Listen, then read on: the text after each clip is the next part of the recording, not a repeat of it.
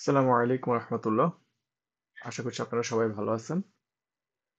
আজকে আমি আপনাদেরকে দেখাবো কিভাবে 2025 সালে এই পাসপোর্ট করবেন। তো শুরুতে আপনারা গুগলে গিয়ে এই পাসপোর্ট সার্চ করবেন। করে প্রথম যেটা দেখতে পাচ্ছেন আমার কার্সারটা দেখুন। আপনারা সবসময় আমার কার্সারটা ফলো করবেন। এই পাসপোর্টের ওয়েবসাইটে যাবেন। যাওয়ার পরে এখানে একটা ইন্টারফেস শো করবে। তারপর আপনি এখানে সাইন ইন করা লাগবে। এখন সাইন ইন করার জন্য আপনি রেজিস্ট্রেশন করা লাগবে। তো আমার যেহেতু আগে থেকেই সাইন ইন আছে, সেজন্য আমি আমার ইমেল আর পাসওয়ার্ড দিয়ে আমি ভিতরে যাব। আর আপনারা যারা সাইন ইন করেন নাই, আপনারা সাইন ইনটা কিভাবে করে সেটা দেখে নেবেন। ইউটিউবে অনেক অনেক ভিডিও আছে, আপনারা সেখান থেকে কিভাবে রেজিস্ট্রেশন করে সেটা দেখে নিতে হবে।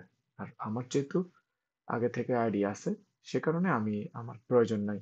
তো আমি সিম্পলি আমার ইমেলটা এখানে দিয়ে দিচ্ছি, তারপর পাসওয়ার্ড দিয়ে দিচ্ছি, তারপর ভেরিফাই করলাম, তারপর সাইন ইন। সাইন ইন দেওয়ার পরে আমাকে এখানে ওরা বলে দিছে, আমি হাইলাইট করে দিলাম যে ম্যাক্সিমাম 6টা অ্যাপ্লিকেশন করা যাবে এটা দিয়ে। তো আমি এর আগে টুকটাক অনেকগুলো ট্রাই করছি, সে কারণে আপনারা হয়তো দেখতে পাচ্ছেন এখানে আমি অনেকগুলাই ট্রাই করলাম। সেজন্য আমি আপনাদেরকে দেখানোর জন্য নতুন করে একটা ট্রাই করব। অ্যাপ্লাই ফর নিউ পাসপোর্টে ক্লিক করবেন। ক্লিক করার পরে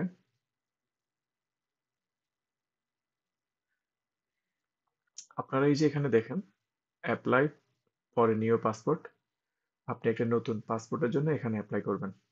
এই যে অ্যাপ্লাই আসলাম। আসার পরে শুরুতে দেখতে পাচ্ছেন পাসপোর্ট টাইপ। তো পাসপোর্ট টাইপে আপনার দুইটা পাসপোর্ট, একটা অর্ডিনারি আর একটা হলো অফিসিয়াল পাসপোর্ট। তো অফিসিয়াল পাসপোর্ট হচ্ছে যারা সরকারি চাকরি করে, সরকারি কর্মকর্তা, মিলিটারি, পুলিশ, ওনাদের জন্য। আর আমরা যারা সাধারণ নাগরিক, আমরা অর্ডিনারি পাসপোর্টে ক্লিক করব। ক্লিক করার পরে আমরা নেক্সট নেক্সটে যাব। নেক্সট হচ্ছে পার্সোনাল ইনফরমেশন। আমি এটা কম্পিউটারে করতেছি, সেই কারণে হয়তো মানে আপনারা যে ডিসপ্লে দেখতে পাচ্ছেন এটা কম্পিউটারের ডিসপ্লে দেখতে পাচ্ছেন। আপনি ফোনে করলে হয়তো ডিসপ্লেটা ছোট হবে, কিন্তু অপশন সবগুলো একই রকম হবে, সো দুশ্চিন্তা করার কিছু নেই। এখন আপনি যদি নিজের জন্য পাসপোর্ট অ্যাপ্লাই করেন, তাহলে অ্যাপ্লাই ফর মাইসেলফ এটাতে টিক চিহ্ন দিয়ে দিবেন। এতে সে অটোমেটিক আপনি এই ওয়েবসাইটে যখন রেজিস্ট্রেশন করছিলেন তখন আপনি যে নাম দিছেন এই নামগুলো অটোমেটিক সে এখান থেকে নিয়ে নিবে। তো আমি যেহেতু আমার জন্য করছি না, সেজন্য আমি এটা দিব না। তো আমি যার জন্য করতেছি উনি একজন ফিমেল। তো আমি ফিমেল ক্লিক করলাম। ক্লিক করার পরে এখানে একটা জিনিস অবশ্যই মাথায় রাখবেন যে এই যে গিভেন নেম বলছে, গিভেন নেম এটা হচ্ছে অবশ্যই এনআইডি, অথবা যদি 18 বছরের বেশি হয় তাহলে এনআইডি অনুযায়ী দিবেন। মানে যদি ন্যাশনাল আইডি কার্ড থাকে ন্যাশনাল আইডি কার্ড হিসেবে দিবেন, আর যদি ন্যাশনাল আইডি কার্ড না থাকে তাহলে জন্ম নিবন্ধনের হিসেবে দিবেন। তো জন্ম নিবন্ধনের দেখবেন যে দুইটা নাম থাকে, বা অনেক সময় তিনটাও থাকে। তো আপনি ওই জন্ম নিবন্ধন অথবা পাসপোর্টের আলোকে শুরুতে প্রথম নামটা দিবেন।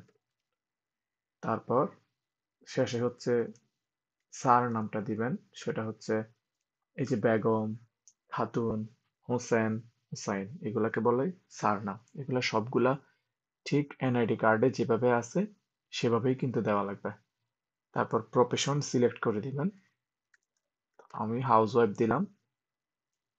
এখানে একটা কথা বলার আছে, সেটা হচ্ছে আপনি যে প্রফেশন দিবেন মানে পেশা দিবেন, সেটার জন্য অবশ্যই আপনাকে প্রমাণ করতে হবে। এখন হাউস ওয়াইফের জন্য যেহেতু কোনো ডকুমেন্ট প্রয়োজন হয় না, সেজন্য এটার কোনো ডকুমেন্ট চাইবে না। কিন্তু আপনি যদি টিচার বা জব হোল্ডার বা প্রাইভেট সার্ভিস দেন বা আপনি কোনো চাকরি করেন, তাহলে আপনাকে টিন সার্টিফিকেট এগুলো দেওয়া লাগতে পারে। তবে সত্যটাই দিবেন। এরপর রিলিজিয়ন, ইসলাম দিলাম। আর সিলেক্ট কান্ট্রি কোড, এখানে আপনার হাত দেওয়ার দরকার নাই, যেহেতু আমরা বাংলাদেশি। এটা আমাদের জন্য অটো করা আছে। তারপর এখানে একটা ফোন নাম্বার দিয়ে দিতে হবে। ফোন নাম্বারটা অত্যন্ত গুরুত্বপূর্ণ, কারণ এখানে এই ওয়েবসাইটে লগ ইন করার জন্য ইমেল লাগে। এখন আমরা সবাই তো আর সবসময় মানে প্রতিদিন ইমেল ব্যবহার করি না। সে কারণে দেখা যায় ওনারা এই আপনার পাসপোর্ট ফিঙ্গারপ্রিন্ট দেওয়ার পরে এটা আবার কখন রেডি হয়েছে, কি অবস্থা, কখন, এগুলো সব কিন্তু ইমেইলে আপডেট পাঠাবে। পাসপোর্ট রেডি হয়ে গেলে ইমেইলে বলে দিবে। এখন আপনি যদি নিয়মিত ইমেইল ব্যবহার না করেন, তাহলে সেক্ষেত্রে আপনাকে ওনারা, যদি আপনি এখানে ফোন নাম্বারটা দিয়ে এখানে টিক চিহ্ন দিয়ে দেন। হ্যাঁ, আপনি ফোন নাম্বারটা, আমি আগে ফোন নাম্বারটা দিয়ে নিই। হ্যাঁ, এই ফোন নাম্বারটা দিয়ে দিবেন। এখন আপনি যদি ফোন নাম্বার দেওয়ার পরে এখানে টিক চিহ্নটা দিয়ে দেন, তাহলে ওনারা ইমেইলের পাশাপাশি আপনাকে ফোনে মেসেজ পাঠাবে, এসএমএস পাঠাবে। এসএমএস পাঠালে আপনি মানে ইমেইল চেক করলে তো দেখলেনই, অথবা যদি ফোন ইউজ করেন তাহলে মেসেজ দিয়েও আপনি বুঝতে পারবেন আপনার পাসপোর্টের কি অবস্থা। আর ইনফরমেশন গুলো অবশ্যই বারবার যাচাই করে নেবেন।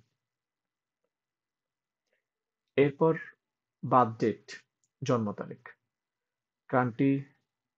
হ্যাঁ, আপনি কোন দেশে জন্মগ্রহণ করছেন, যদি বাংলাদেশে জন্মগ্রহণ করেন তাহলে বাংলাদেশে, অথবা অন্য কোনো দেশে জন্মগ্রহণ করলে সেগুলো এখানে ক্লিক করে দিবেন। আমি বাংলাদেশি রাখলাম, যেহেতু আমি বাংলাদেশেরই জন্য করতেছি। তারপর কোন জেলায় আপনি জন্মগ্রহণ করছেন, আমি আমার জেলা দিয়ে দিলাম। এরপর হচ্ছে মাস, জন্ম তারিখ। তো জন্ম তারিখ সিম্পলি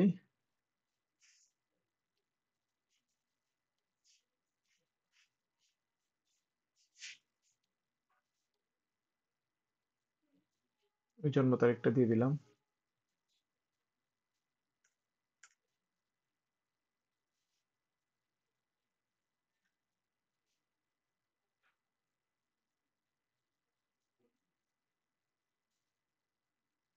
আমি জন্ম তারিখ দিয়ে দিলাম।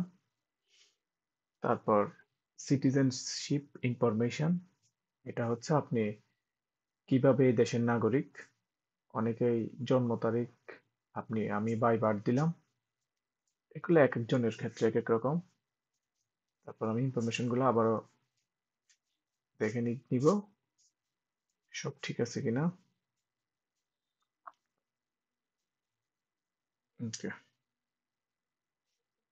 তারপর সেভ এন্ড কন্টিনিউ। এখন আসছে অ্যাড্রেস।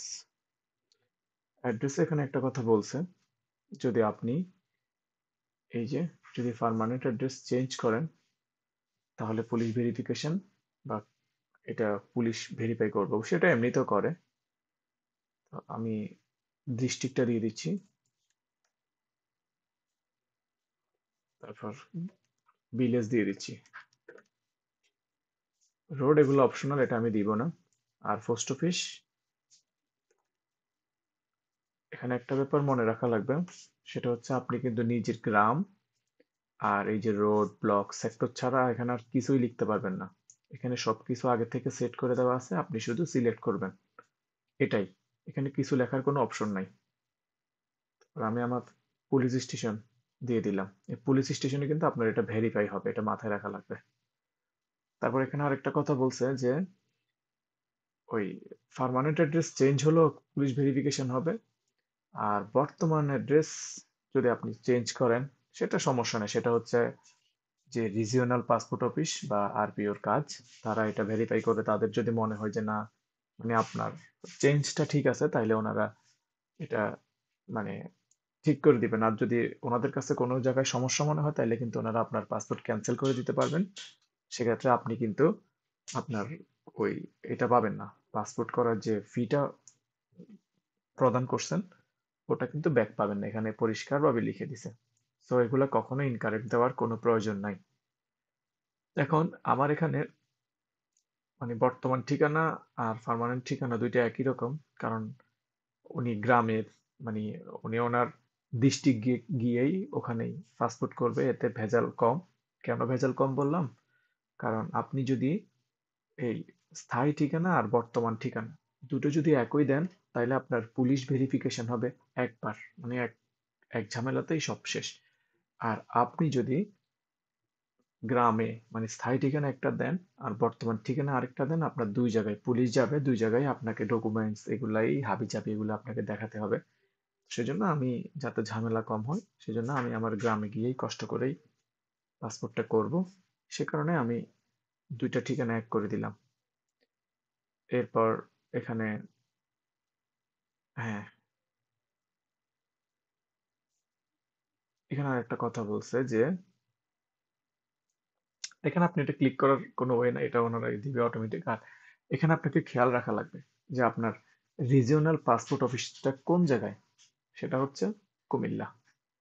তারপর এখানে বলে দিছে যে আপনার আবেদিত পাসপোর্ট অফিস মানে আপনি কুমিল্লা আরপিওতে পাসপোর্টের আবেদন করছেন। এখন এটা যদি কোনো কারণে, না সরি, এটা যদি আপনি এই কুমিল্লা ছাড়া ঢাকা অথবা চট্টগ্রাম অন্য কোথাও যদি জমা দিতে যান তাহলে কিন্তু এটা জমা দিতে পারবেন না।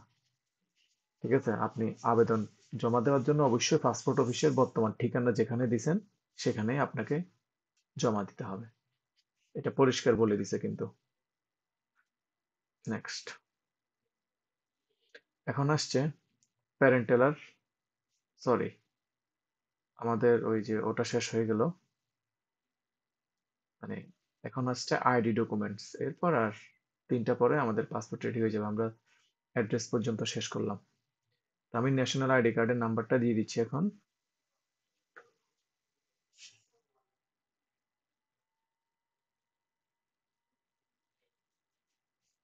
এখানে একটা লেখা দেখতে পাচ্ছেন, আপনার এনআইডি কার্ড কিন্তু অলরেডি পাসপোর্ট অফিসের যে সার্ভার আছে সেখানে কিন্তু রেজিস্টার করা আছে বা আপডেট করা আছে। সে কারণে আপনি এনআইডি কার্ড দেওয়ার সাথে সাথে ওরা এখানে বলে দিচ্ছে যে data found in NID system.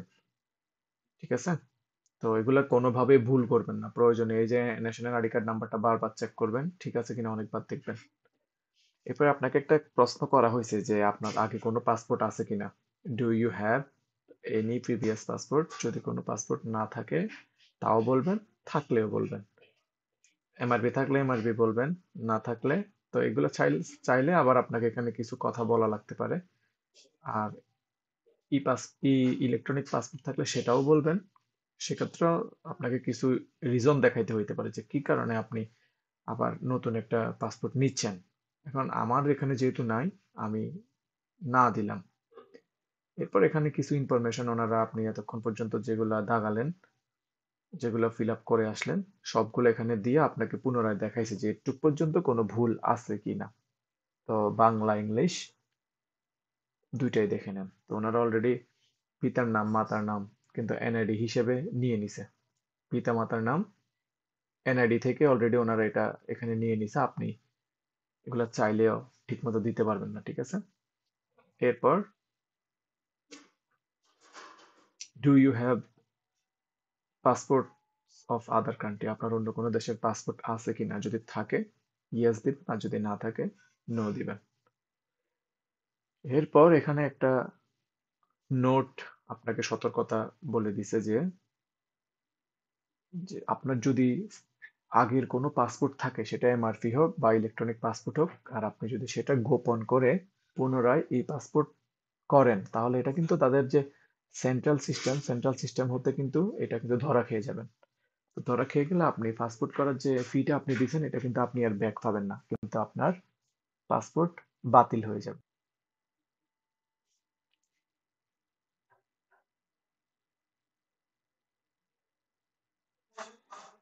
O sorry, আসলে আমি একজনের আরেকটা আবেদন অলরেডি পেন্ডিং রাখছিলাম, তো এই কারণে এটা আর। আপনারা এখানে দেখতে পাচ্ছেন যে লাল কালার আসছে, এটা আসার অন্যতম কারণ হচ্ছে আপনারা ভিডিও শুরুতে দেখবেন আমি একসাথে কয়েকটার আবেদন করছিলাম। তো আবেদন করার কারণে এখন যার আবেদন আমি করতেছি ওনাদেরই একজনের ইয়া এটা অলরেডি আগে আমি আবেদন করে কিছু স্টেপ পর্যন্ত আসছিলাম। এখন যেহেতু আমি এনআইডি নাম্বার সাবমিট করছি, তো এই কারণে এই এটা এখানে ধরা খেয়ে গেছে।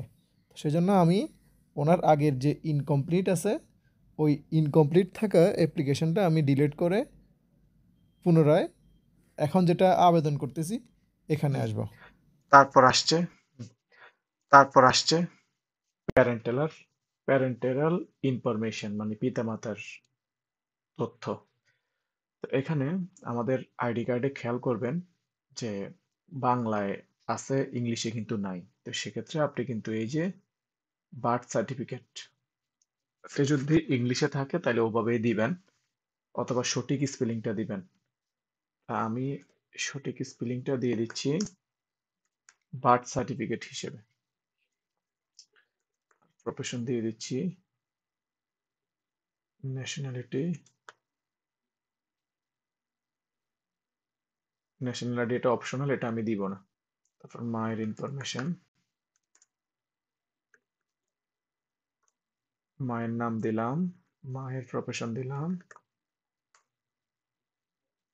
ন্যাশনালিটি দিলাম, এনআইডি কার্ড চাইছে, অপশনাল, আমি দিব না। এরপর লিগ্যাল গার্ডিয়ান, অনেকেরই দেখা যায় লিগ্যাল গার্ডিয়ান থাকে, অনেকেরই বাবা মা বেঁচে থাকে না, তখন তাদের একজন লিগ্যাল গার্ডিয়ান থাকে। তো ওনারা সেই লিগ্যাল গার্ডিয়ানটাই আসলে সিলেক্ট করবে। আমার এখানে যেহেতু নাই, আমি দিব না। আবার দেখে নিব।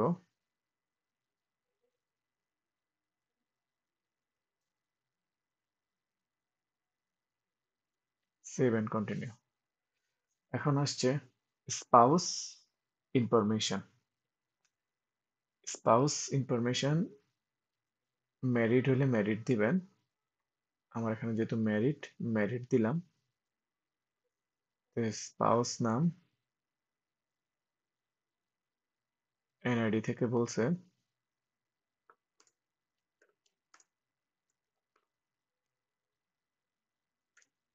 আমি এনআইডি থেকে স্পাউসের নামটা দিয়ে দিলাম। স্পাউসের প্রফেশন দিয়ে দিব,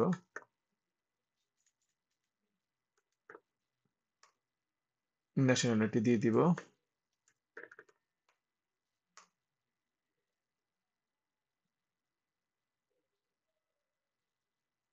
এনআইডি কার্ড অপশনাল, অপশনাল যেটা সেটাই আমি আসলে দিব না। আমি আরেকবার দেখে নিচ্ছি শিওর হয়ে, তারপর আমি সাবমিট করব। নেক্সট। এখন আসছি ইমার্জেন্সি কন্ট্যাক্ট। ইমার্জেন্সি কন্ট্যাক্টে আমি আমি ইমার্জেন্সি কন্ট্যাক্ট দিয়ে দিচ্ছি। ছেলে হলে ছেলে, ওয়াইফ যাকে সবসময় পাওয়া যাবে তাকে ইমার্জেন্সি কন্ট্যাক্ট দিতে হবে। আর যাকে দিবেন তার অবশ্যই নামটা এনআইডি কার্ডে, মানে ওই তার এনআইডি কার্ডে যেভাবে আছে সেভাবেই দেওয়া লাগবে। আপনার ইমার্জেন্সি একজন কন্ট্যাক্ট লাগবে। আপনি যাকে ইচ্ছা তাকে দিতে পারেন। এখানে অবশ্যই আপনি যাকে ইচ্ছা তাকে দিতে পারবেন না। এখানে অনেকগুলো অপশন আছে, অপশন থেকেই আপনাকে সিলেক্ট করা লাগবে।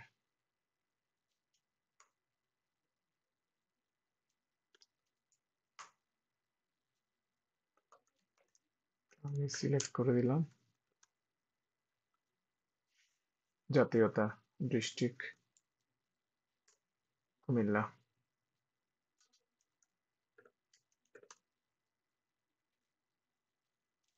পোস্ট অফিস দিয়ে দিলাম,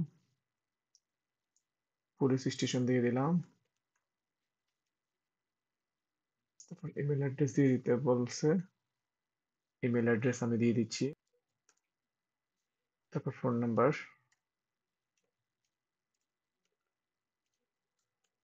ফোন নাম্বার দিয়ে দিলাম।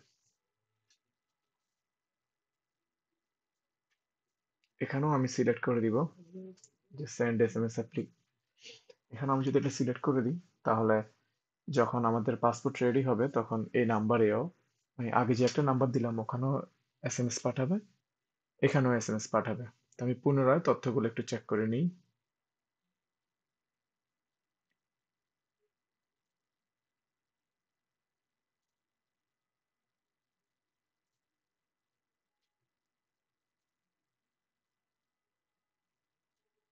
বিসমিল্লাহ, নেক্সট।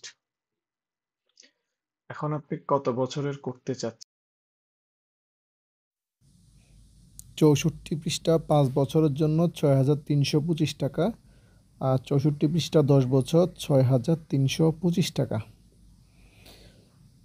এখন যদি আপনি 48 পৃষ্ঠা 5 বছর করেন তাহলে মাত্র 4,025 টাকা, আর 48 পৃষ্ঠা 10 বছর যদি করেন তাহলে 5,750 টাকা। আমি 48 পৃষ্ঠা 10 বছরের করতে চাচ্ছি। সম্ভবত নেওয়ার কথা না, তারপর আমি দেখি। এখানে আবার কথা বলছে যে after submission of online application, মানে আপনি একবার যদি সাবমিট করে ফেলেন তাহলে আপনি আর এগুলা মানে ঠিক করতে পারবেন না। ওগুলো আর ঠিক করতে গেলে আরো ঝামেলা, সেই জন্য আপনাকে সব দেখে নিতে বলছে। ঠিক আছে, সকল তথ্য দেখে নিতে বলছে। এখানে রেগুলার ডেলিভারি 5,750, আর এক্সপ্রেস যদি নিতে চান মানে এটা দ্রুত, সেক্ষেত্রে 8,000 টাকার মতো পড়বে। এখন আমি এখানে দেখতে পাচ্ছি যে আমাকে শিডিউল নিতে হবে। জানুয়ারি মাসে কোনো ফাঁকা নেই, ফেব্রুয়ারি মাসেও নাই, তার মাসেও নাই, মার্চ মাসেও নাই। আমি কি কোথাও ভুল করলাম? Please wait while to available date to select date to available time. এরকম হলো কেন?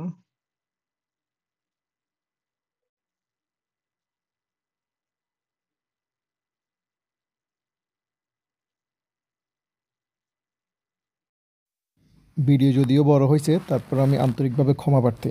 তা আমি এখানে একটা সমস্যা ফেস করছি, আশা করতেছি এটা আপনাদের কাজে লাগবে। তা আমি যখন এখানে রেগুলার ডেলিভারিতে ডেট খুঁজতেছিলাম, তখন আমি কোনো ডেটই পাচ্ছিলাম না। কিন্তু আমি যখন এক্সপ্রেস ডেলিভারিতে ডেট খুঁজছিলাম, তখন দেখতেছি এখানে আমি ডেট পাচ্ছি, তাও ফেব্রুয়ারি মাসে। কিন্তু আমি রেগুলার ওয়েতে ডেলিভারি মানে ডেট পাচ্ছিলাম না। তখন আমার মনে আসলো যে না, হইতে পারে যে এই যে আপনারা এখানে দেখেন, এই যে দেখতে পাচ্ছেন যে এক্সপ্রেসের ডেট আছে, কিন্তু রেগুলারে কোনো ডেট পাওয়া যাচ্ছে না। আমি তখন চিন্তা করলাম রেগুলার কোনো বন্ধ হয়ে গেছে নাকি। কিন্তু পরে আমি কিছুক্ষণ ট্রাই করলাম, ট্রাই করার পরে তারপরও পাচ্ছিলাম না। এরপর অনেকক্ষণ ট্রাই করছি, প্রায় 10 মিনিটের মতো হবে। 10 মিনিট পরে আমি যখন অবশেষে আবার একটু গেলাম, যাওয়ার পর আমি দেখলাম যে ডেট দেখাচ্ছে। সো আপনারা এই জায়গাটা খেয়াল রাখবেন। আপনারা অবশ্যই দেখবেন, অবশ্যই রেগুলারে দিয়ে কিছুক্ষণ ওয়েট করবেন, দেখবেন ডেট আসবে। এটা হয়তো তাদের সার্ভারের একটা সমস্যা। সরি, আমি অনেকক্ষণ খুঁজে কিছুক্ষণ ওয়েট করার পরে পাইলাম এই ফেব্রুয়ারি মাসে, জানুয়ারি মাসে কোনো ডেই খালি নেই, কোনো দিনই খালি নেই। কিন্তু ফেব্রুয়ারি মাসে এই 26, 27 তারিখ খালি আছে। সো আমি 26 তারিখের অ্যাপয়েন্টমেন্টটা নিয়ে নিলাম। আর এখানে টাইম যেটা বলছে, টাইম একটা দিয়ে দিলাম। যদিও আমরা পাসপোর্ট অফিসে যাওয়ার পরে আমরা র্যান্ডমলি দিতে পারি না, আমাদের সিরিয়াল ধরে দিতে হয়। তারপর আমি দেখে নিলাম। বিসমিল্লাহ। তো আমাকে এখন এক নজরে সবগুলো ইনফরমেশন দেখাচ্ছে সব ঠিক আছে কিনা। তো এই পর্যায়ে এসে আমি আমার এনআইডি কার্ডের সাথে সবগুলো মিলে নিতে হবে। কোনো কোথাও যেন কোনো ভুল না থাকে। আমাকে 15 মিনিট টাইম দেওয়া হয়েছে, আমি এক নজরে মিলিয়ে দেখবো। এই অপশনটা অনেক গুরুত্বপূর্ণ। আপনি এখানে এতক্ষণ পর্যন্ত যা যা ফিল আপ করছেন সবগুলোই চেক করতে পারবেন। আপনারা এখানে এই যে ডান পাশে দেখেন, প্রত্যেকটা অপশন, প্রত্যেকটা সেগমেন্টের ডান পাশে উপরের দিকে দেখেন এডিট লিখে আছে। আপনার যে অংশে ভুল হবে বলে মনে হয়, আপনি এডিট অপশনে গিয়ে পুনরায় এডিট করে ফেলতে পারবেন।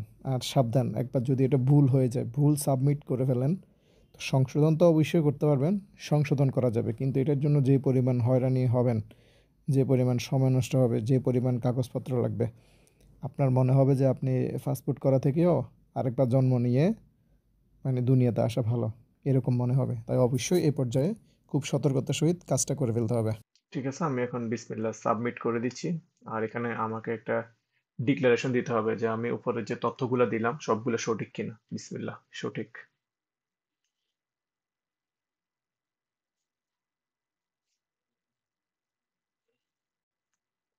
বিসমিল্লাহ। আমাকে আবারও জিজ্ঞেস করছে আমি সঠিক কিনা। বিসমিল্লাহ। তো এখানে বললো যে আমি can not schedule an appointment because rescheduling option is disable. If you need to make reschedule please create a new registration. আবার রেজিস্ট্রেশন করা লাগবে।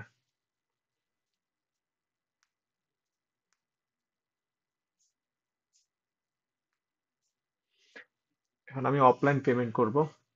এখন এখানে একটা কথা আপনাদেরকে বলে রাখি, এখানে অনলাইন পেমেন্ট আছে আরেকটা হচ্ছে অফলাইন। এখন আপনি যদি অনলাইনে ক্লিক করেন, তো কোনো কারণে যদি আপনার অ্যাপ্লিকেশনটা কোনো কারণে যদি কারেকশন বা কোনো কিছু করা লাগে, পাসপোর্ট অফিস থেকে যদি কারেকশন করতে বলে, তখন আপনি কিন্তু এই বিকাশ বা নগদের মাধ্যমে যে টাকাটা পে করছেন, এটা কিন্তু আর ব্যাক পাবেন না। কিন্তু আপনি যদি অফলাইন পেমেন্টটা করেন এই চালানের মাধ্যমে, তখন আপনি যদি ভুল হয়, পাসপোর্ট অফিস থেকে পুনরায় আপনাকে কাজ করার জন্য বলে, তাহলে আপনার ওই টাকাটা কিন্তু আর লাগবে না। আপনি একই চালান কপি দিয়ে আপনি এটা আবার কারেকশন করতে পারবেন। তো ওই জন্য আমি প্রেফার করবো আপনারা এই চালান দিয়েই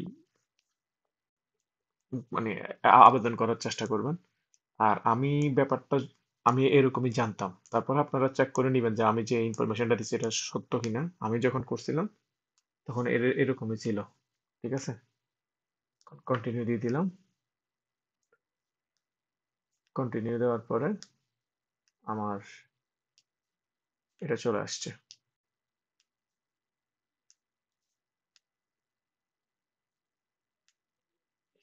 এখন আমি এটাতে ক্লিক করব। ক্লিক করে আমি পুনরায় অ্যাপ্লিকেশন সাবমিট হয়ে গেল।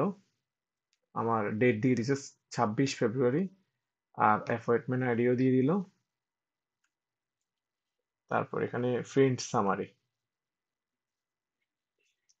সামারি দিল। আর ঠিক আছে, সবই ঠিকঠাক। আর কি কি ডকুমেন্ট লাগবে এগুলো এখানে বলছে।